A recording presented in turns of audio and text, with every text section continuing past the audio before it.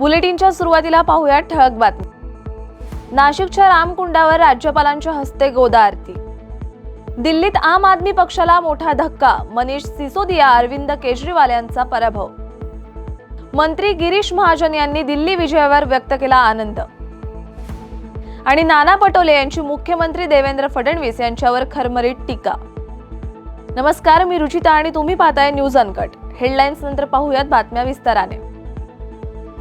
नाशिकच्या गोदा तीरावरील रामकुंडावर राज्यपालांच्या हस्ते गोदावरी नदीचं पूजन करून आरती करण्यात आली आहे। श्री रामतीर्थ गोदावरी सेवा समितीच्या वतीने या आरतीचं आयोजन करण्यात आलं होतं। यावेळी राष्ट्रीय महिला आयोगाच्या अध्यक्षा विजया राहटकर, राज्याचे कृषी मंत्री ॲडव्होकेट माणिकराव कोकाटे, आमदार सीमा हिरे, माजी केंद्रीय राज्यमंत्री डॉक्टर भारती पवार आदी मान्यवर उपस्थित होते। दिल्ली विधानसभा निवडणुकीत आम आदमी पक्षाला धक्क्यावर धक्के बसतायत। आम आदमी पक्षाचे मुख्य नेते आणि माजी मुख्यमंत्री अरविंद केजरीवाल यांचा पराभव झालाय।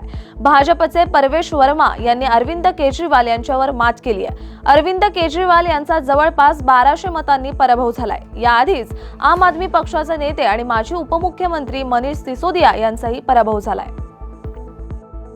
27 वर्षांनंतर दिल्लीमध्ये भाजपचा मुख्यमंत्री होणार आहे, हा आमच्यासाठी आनंदाचा दिवस असल्याचं मत मंत्री गिरीश महाजन यांनी जळगावात व्यक्त केलंय। 70 पैकी 50 जागांवर भाजप विजयी होत असून दिल्लीच्या विजयामुळे संपूर्ण देशात भाजपच्या कार्यकर्त्यांमध्ये उत्साहाची लाट असून सर्व दिल्लीकरांचं मी मनापासून अभिनंदन करतो, अशी प्रतिक्रिया महाजन यांनी प्रसार माध्यमांशी बोलताना दिली आहे। आमच्यासाठी म्हणजे भारतीय जनता पक्षासाठी अतिशय महत्त्वाचा दिवस आहे, आनंदाचा दिवस आहे, उत्साहाचा दिवस आहे। तब्बल 27 वर्षानंतर आज दिल्लीमध्ये मुख्यमंत्रीपदी भारतीय जनता पक्षाचे प्रतिनिधी आमदार त्या ठिकाणी बसणार आहेत। मुख्यमंत्री आमचा होणार आहे। 27 वर्ष झाले या दिल्लीच्या मुख्यमंत्रीपदापासून आम्ही दूर होतो, लांब राहिलो होतो, पण जनतेने आता आम्हाला स्पष्ट कौल दिला आहे। आकडा थोड्या वेळात आपल्या समोर येईल, 41 येतो का 42 येतो, पण 40च्या वर संख्या 70 पैकी ही आता BJPची त्या ठिकाणी झालेली आहे। आणि म्हणून संपूर्ण देशात, कारण दिल्ली ही आमची राजधानी आहे, राजकारणाचं मुख्य केंद्र आहे, आणि म्हणून संपूर्ण देशामध्ये भाजपच्या कार्यकर्त्यांमध्ये एक नवचैतन्य आलेलं आहे, आनंदाचा उत्साहाची लाट आलेली आहे। आणि म्हणून खरंच दिल्लीकरांचं, सर्व मतदारांचं मी मनापासून अभिनंदन करतो आणि आभारही मानतो। भाजप हा मिसकॉलवाला पक्ष आहे, त्यांच्या मनात जनतेची भीती असल्याने त्यांनी ऑनलाईन नोंदणी सुरू केली आहे, अशी खरमरीत टीका नाना पटोले यांनी केली आहे। राहुल गांधींनी घेतलेला आक्षेप हा निवडणूक आयोगावर घेतलेला आहे, भाजपला त्याचा त्रास का, असा सवाल देखील पटोले यांनी उपस्थित केला। तसंच फडणवीसांनी लोकांच्या मनावर डाका टाकून निवडणुका जिंकल्या, असा टोला देखील पटोले यांनी लगावलाय। भाजप हा पक्ष मिसकॉलवाला पक्ष आहे। आता त्यांची सदस्य नोंदणी चालू आहे, ती ऑनलाईन चाललेली आहे। जनतेशी हे संपर्क करू शकत नाही, लोकांची भीती यांच्यामध्ये आहे, म्हणून ऑनलाईन सिस्टीममध्ये चाललेलं आहे। महाराष्ट्राच्या विधानसभेच्या निवडणुकीच्या बद्दलची भूमिका आदरणीय राहुलजी गांधी मांडतात, ते निवडणूक आयोगावर आक्षेप घेतात आहे। मग भाजपला त्याचा त्रास कशासाठी व्हावा? म्हणजे भाजपचं आणि निवडणूक आयोगाचं काय साठगाठ आहे का, याचा खुलासा फडणवीसांनी। शासकीय आश्रमशाळेत एक दिवस मुक्काम या संकल्पनेनुसार आदिवासी विकास मंत्री अशोक उईके यांनी यवतमाळच्या बोटोनी आश्रमशाळेत मुक्काम केला। आश्रमशाळा भेटी दरम्यान त्यांनी विद्यार्थ्यांसोबत संवाद साधला। यावेळी मंत्रालयातील वरिष्ठ अधिकारी देखील त्यांच्यासोबत उपस्थित होते। आणि विशेष ही कल्पना माझ्या मनात का आली? ही कल्पना प्रकल्प अधिकाऱ्याच्या काळात मनात येण्याचं कारण असं, अख्खं आयुष्य आश्रम शाळेमध्ये शिकलं होतं। संपूर्ण वर्ग 5 पासून तर MSc पर्यंत, वर्ग 5 पासून तर MSc पर्यंत फक्त आणि फक्त आश्रम शाळेमध्ये शिकलेला विद्यार्थ्यांच्याकडे ही कल्पना आहे।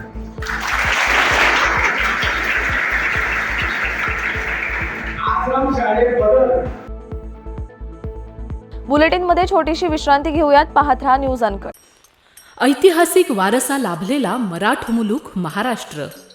या महाराष्ट्राला विविध रंगी छटा आहेत। साहित्य, कला, पर्यटन, नृत्य, भाषा, संत परंपरा अशा विविधतेने तो नटलेला आहे. हीच गौरवशाली विविधता जपत स्वरंग मराठी केवळ महाराष्ट्राच्या सांस्कृतिक संहितेपुरते मर्यादित न राहता समकालीन नवकल्पनांवर आधारित कार्यक्रमांद्वारे मराठी मनोरंजन विश्वात स्वतःची एक अनोखी जागा निर्माण करत आहेत.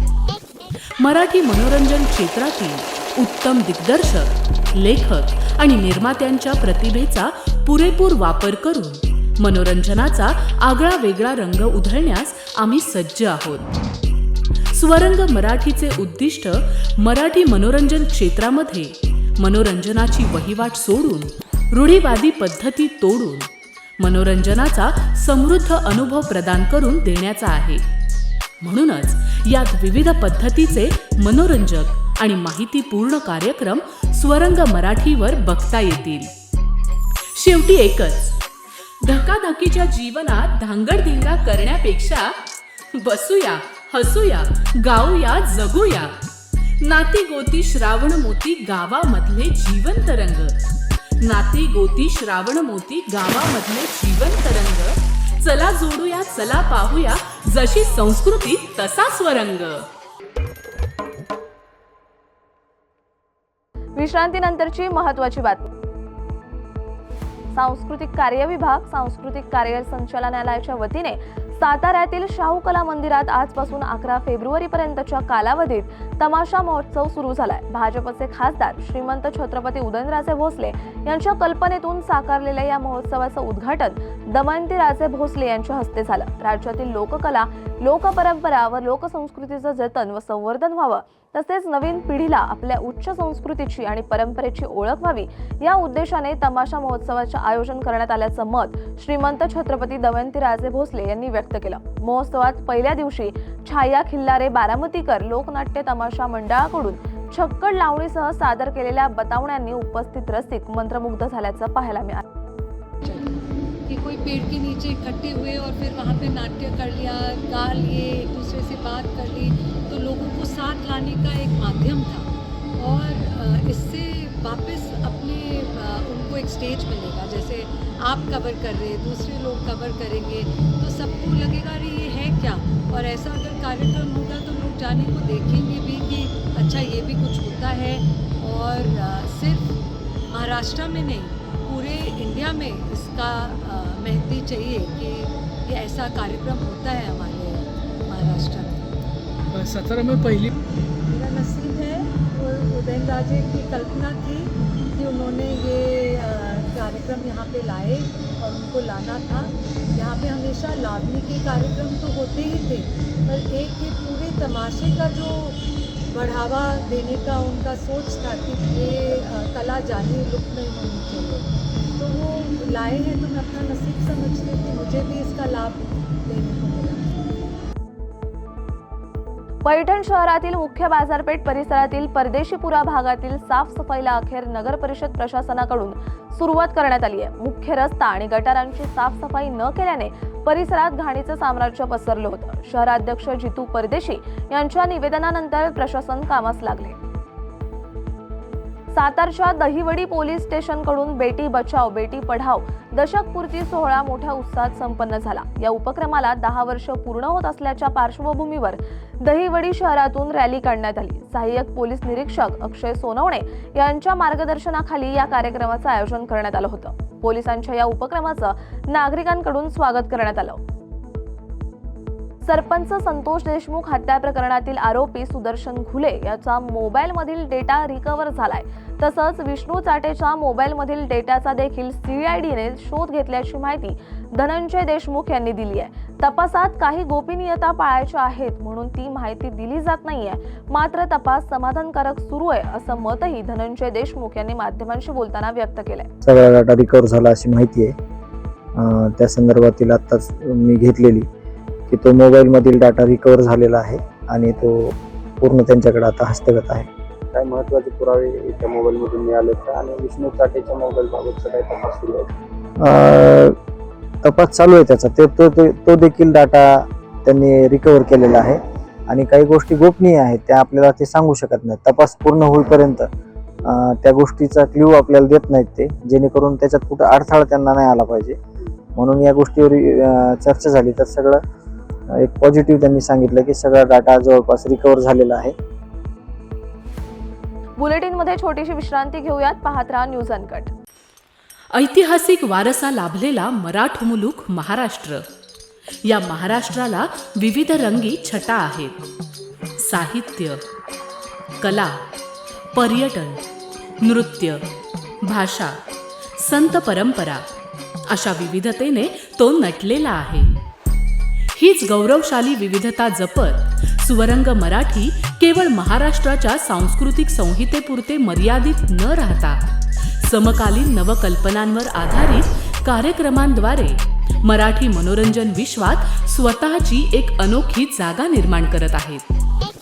मराठी मनोरंजन क्षेत्रातील उत्तम दिग्दर्शक, लेखक आणि निर्मात्यांच्या प्रतिभेचा पुरेपूर वापर करून मनोरंजनाचा आगळा वेगळा रंग उधळण्यास आम्ही सज्ज आहोत. स्वरंग मराठीचे उद्दिष्ट मराठी मनोरंजन क्षेत्रामध्ये मनोरंजनाची वहिवाट सोडून, रूढीवादी पद्धती तोडून मनोरंजनाचा समृद्ध अनुभव प्रदान करून देण्याचा आहे. म्हणूनच यात विविध पद्धतीचे मनोरंजक आणि माहितीपूर्ण कार्यक्रम स्वरंग मराठीवर बघता येतील. शेवटी एकच, धकाधकीच्या जीवनात धांगडधिंगा करण्यापेक्षा बसूया, हसूया, गाऊया, जगूया. नाती गोती श्रावण मोती गावामधले जिवंत रंग. नाती गोती श्रावण मोती गावामधले जिवंत रंग. चला जोडूया, चला पाहूया, जशी संस्कृती तसा स्वरंग. विश्रांतीनंतरची महत्त्वाची बातमी. बीडमध्ये प्रोजेक्ट संवादच्या माध्यमातून तक्रारदारांच्या समस्या लवकर सोडवणार अशी माहिती पोलीस अधीक्षक नवनीत कावत यांनी माध्यमांना बोलताना दिली आहे. प्रोजेक्ट संवादद्वारे तक्रारदारांना QR कोड स्कॅन करून आता तक्रार नोंद करता येणार आहे. त्यामुळे नागरिकांचा पोलीस स्टेशनला जाण्याचा त्रास वाचणार आहे. हे ऑनरेबल CM सरांचे 100 डेजचा जो प्रोग्राम आहे त्यामध्ये 2 इनिशिएटिव्हच्या सरांनी सांगितलं होतं. त्यापैकी आमचा एक इनिशिएटिव्ह आहे प्रोजेक्ट संवाद. त्यामध्ये QR कोड्स आम्ही पूर्ण डिस्ट्रिक्टमध्ये व्हायरल केलेला आहे. प्रत्येक पोलीस स्टेशनचे ठाणेदारचे सीटवर, ठाणे मल्हार कक्षवर आणि इतर पोलीस स्टेशनचे ठिकाणी जिथे डायरेक्टली लोकांना विजिबल आहे तिथे आम्ही हे QR कोड लावलेले आहे. त्याच्यानंतर आम्ही फेसबुक, इंस्टाग्राम आणि बाकी इतर सोशल मीडियाच्या माध्यमातून सुद्धा आम्ही QR कोडची फोटो लोकांना पब्लिश केलेली आहे.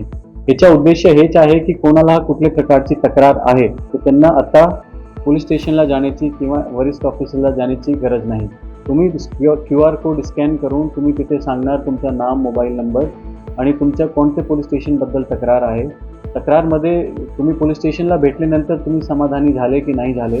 तुम्ही समाधानी नाही झाले तर काय तुम्हाला वाटते की तुमचं समाधान होत नाही आणि ते सगळं डेटा स्वतः SP ऑफिसची रीडर ब्रांच बघणार आणि त्यामध्ये पोलिसांचा विषय असेल तो लगेच आम्ही 24 तासाच्या आत शेतकऱ्यांच्या तक्रारी अर्जावर काय कारवाई केली असा जाब विचारत धाराशिवच्या परंडा तहसील कार्यालयातील महसूल सहाय्यकाला मारहाण करण्यात आली आहे. आरोपी विरुद्ध कारवाई करावी या मागणीसाठी महसूल कर्मचाऱ्यांनी काम बंद आंदोलन केलंय. महसूल कर्मचारी संघटनेच्या वतीने तहसीलदारांना निवेदन देण्यात आलंय. मारहाण करणाऱ्यावर कारवाई करा अन्यथा तीव्र आंदोलन करण्याचा इशारा कर्मचाऱ्यांनी दिलाय. 2022चा अर्ज होता, अगोदरचे पोच होते. त्याच्या अगोदर मी बघून सांगतो म्हणून सांगितलं होतं, परंतु हे काम त्याचं स्वतःचं नव्हतं, दुसऱ्याचंच काम होतं. तर असे त्या कामाचं काय झालं, मला सुनावणी होती तहसीलदार साहेबाकडे प्रकरणाची. तिकडे जात असताना सुद्धा मला जाऊन देण्यात गेला. लेखी दे नाही तर तुझं बघतो, तुझं करतो आणि धमकी दिली. त्याला ते अगोदरची पोच त्याच्यात हातात दिली असताना सुद्धा तो परत आला आणि काम करायचं होत नसलं तर लेखी दे म्हणून आरेरावीची भाषा धमकी देऊन माझ्या अंगावर धावून आला आणि माझा जातीयवाची सुद्धा शिवीगाळ केली आणि शासकीय कामकाजात त्याने अडथळा आणला. त्यामुळं आज आम्ही सर्व कर्मचारी जोपर्यंत त्याच्यावर कारवाई होत नाही तोपर्यंत आम्ही काम बंद आंदोलन करत आहे. अवैधरित्या दारू विक्री करणाऱ्या एका महिलेवर कदीम जालना पोलिसांनी कारवाई करत 91,000 रुपये किमतीचा मुद्देमाल जप्त केलाय. जालना शहरातील कैकाडी मोहल्ला भागात एक महिला अवैधरित्या दारू विक्री करत असल्याच्या गुप्त माहितीवरून कदीम जालना पोलिसांनी छापा मारून अवैधरित्या दारू विक्री करणाऱ्या महिलेवर कारवाई केली आहे. या प्रकरणी कदीम जालना पोलीस ठाण्यात गुन्हा दाखल करण्यात आलाय. अहमदपूर ते अहमदनगर राष्ट्रीय महामार्गावरील मुळुकवाडी येथे मध्यरात्री कारचा भीषण अपघात झाला. जेजुरीवरून देवदर्शन करून सोनपेठकडे जात असताना हा अपघात झाला असल्याची प्राथमिक माहिती समोर आली आहे. या अपघातात 2 जण जागीच ठार झालेत तर 2 जण गंभीर जखमी झालेत. जखमींवर बीड जिल्हा रुग्णालयात उपचार सुरू आहेत. वेळ झाली आहे या बातमीसह या बातमीपत्रात इथे थांबायची. पाहत राहा न्यूज अनकट.